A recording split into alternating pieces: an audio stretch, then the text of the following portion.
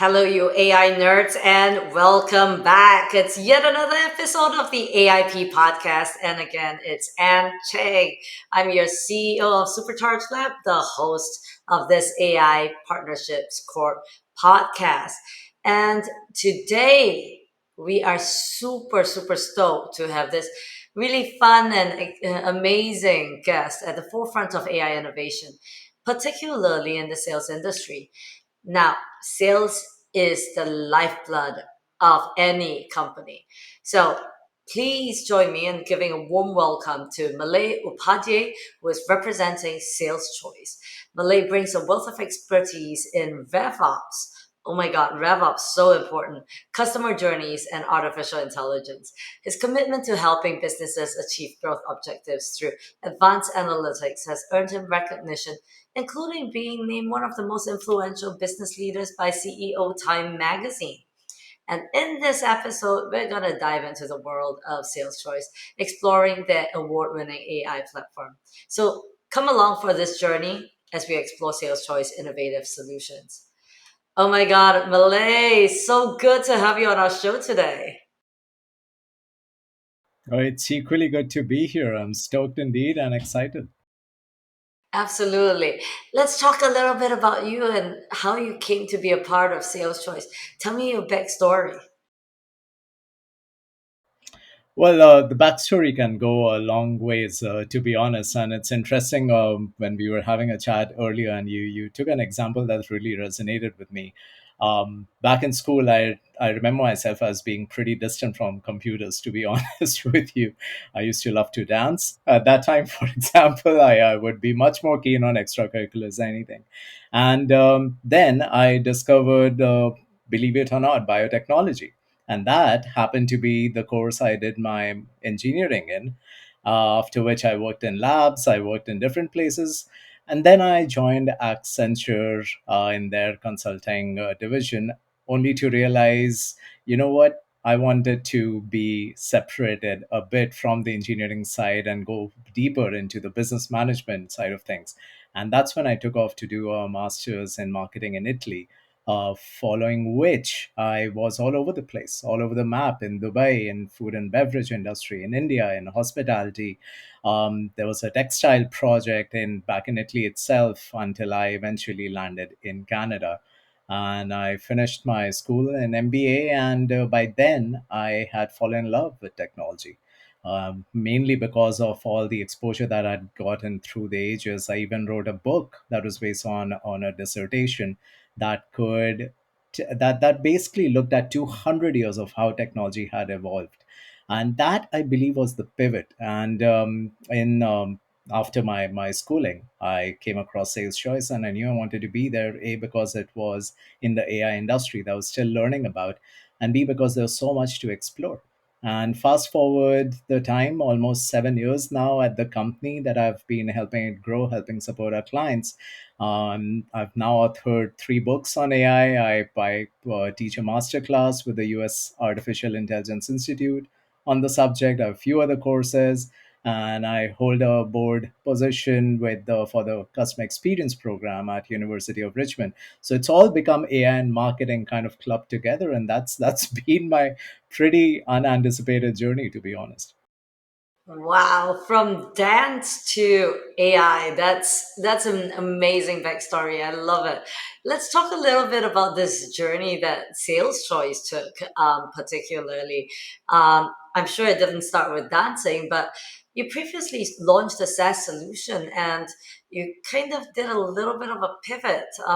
So tell me a little bit about this new product, Mood Insights, and how that journey took place. That's a great question. So it is kind of interesting because Sales Choice, as the name suggests, was a sales focused company, and the core product was Sales Insights, which could make predictions on sales for different B2B teams, helping them essentially improve their win rates. But then COVID hit, and we found that there was a great demand or requirement in the industry to present people with a way to solve loneliness among remote workers, as well as reduce operational risk when you had no idea of what was going on the ground, on the factory floor, out there in the field, and so on and so forth. So, Mood Insights as a product was launched to establish that direct, immediate, and real time communication channel where your frontline workforce could anonymously communicate to you any risks that were emerging, core issues that were taking place, or even how they were feeling, and mental health, or anything else that was impacting productivity and could have led to a major risk. And with that insight, it could position leadership to take corrective action in a much better way, which is what Mode Insights was intended to do at the end of the day. And that really is how the product came into being. Wow, that's a great story. How does Mood Insights, provide your clients with a competitive advantage, and why is it so important? Right. So, see, historically, the problem has been twofold. Number one, you do not, as I mentioned, have visibility over what's really going on here and now across your organization, across all your employee base. And most issues only reach you as a leadership when they have already become $1 million problems, when they could have been solved much, much better. We are always reactive in nature, not proactive. The second problem tied to that is, even if you could start listening to your people every day at any time, how do you go through that huge volumes of data and do the analysis, figure out what needs your attention, what doesn't? It wasn't possible in a feasible enough way until generative AI came into the picture. And that made a big difference, because now you could very quickly understand exactly what needed your attention, how inexpensively you could address it, what could turn into a problem, what the patterns were that were typically causing problems for your people, and so on and so forth. It's a very different engagement style from your periodic surveys or anything that we typically do. The other way in which we are differentiated, particularly from our competitors, is the fact that most solutions available today are meant as a self help process. You track your own mental health and you use companies, resources to help yourself. There's no way for you to be able to do anything that's out of your control. Let's say I'm in a poor mental health because of the workplace. I can't single handedly change that. And that's where you need leadership's involvement, and they need to be aware of what's going on. And employees will only share things confidentially, which they otherwise can't, if it's anonymous. And there are sensitivities involved. Mood Insights manages to tick all of these boxes, and that's its major differentiator. In a nutshell, we like to call it the organizational MRI, and that's what it is. And that's incredible. Employee engagement and employee experience. These words are starting to get thrown around a lot more, right? It's a growing field, and larger corporates are starting to invest significantly into employee engagement solutions. And it's also said that the most important assets of any organization is their talent. So, where do you see the trajectory of employee engagement and experience as an industry going? And do you think more technology can be used to move the needle for organizations to capitalize on their talent? I think so. I definitely think so. See, AI in a nutshell is of value because it can inexpensively allow you to access and analyze significantly more amount of data significantly quickly, or quicker than you otherwise would. That what that means is, as we saw with the example of Mood Insights, you can now automate almost the ability to receive feedback and inputs on an ongoing way, establish that communication stream, and allow yourself to focus on specific details that really require your attention. Across all professions today, most employees spend a lot of their time doing routine jobs that are repeatable and can also be automated, thereby allowing them to spend time more in more creative endeavors, in endeavors that follow meaningful pursuits. And those are all things that improve engagement, that improve an employee's belongingness in a company. And that is what AI is doing across the industry. One of the really strong examples that I've come across, and I came across it recently, is a company called Hop In Technologies. And I love what they're doing. It's one of the best positioning case studies I've come across. They devised a software that could better execute shuttle services, that could allow you to track where the different shuttles are, where the employees are that are traveling. But they didn't go to market as a shuttle service or software company. They actually went to the market to solve the problem of manufacturing companies not being able to hire enough people. And that was mind blowing, because when you dive down, you realize that manufacturing companies are limited to who they can hire based on the people who stay near their factories. Because the buses and all will not allow you to travel long distances. You have to walk a lot in snow. You lose a lot of productivity. Their custom shuttle services allows you to expand your hiring across a significantly vast geography.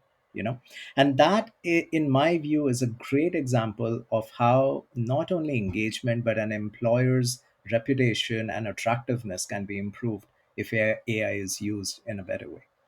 I believe that in a nutshell shows how much of an impact it can have. That's such a great use case and example. Thank you, Malay. It really opens your mind up. And these days, Yeah. there's a lot of movement in the generative AI space, and there are some really pertinent risks that are presenting themselves. What do you think these risks are, and how do you think society as a whole can even navigate generative AI and its risks? And I love the fact that you actually asked that question. It's so important to keep in mind. I'm right now working on my fourth book on AI, and this one specifically focuses on generative AI. And as part of that endeavor, I've identified around 10 risks that all of the industry's risk nomenclatures basically narrow down to.